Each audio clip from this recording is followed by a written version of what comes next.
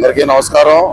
ఈరోజు గత 5 సంవత్సరాలుగా జగన్మోహన్ రెడ్డి గారు చేసిన ఎన్నో రకాలైన రాక్షస క్రీడలకి తిరుపతి దేవస్థానం కూడా బలైందని, తిరుపతి దేవస్థానంలో కూడా ఇంత అవినీతి జరిగిందని, తిరుపతి దేవస్థానం అందరికీ ఈరోజు ప్రపంచంలోనే తిరుపతి వెంకటేశ్వర స్వామికి గుర్తింపు ఉంది. దేశమంతా కూడా ఈరోజు తిరుపతికి వచ్చి దేవుడు హిందూ మతం తిరుపతి పాదాల దగ్గర ఉండి హిందూ మతం అందరికీ కూడా జగన్మోహన్ రెడ్డి గారు ఒక చెప్పుతో కొట్టినట్టు ఈరోజు ఒక బ్లాక్ డే కింద జగన్మోహన్ రెడ్డి గారు చేసిన ఈ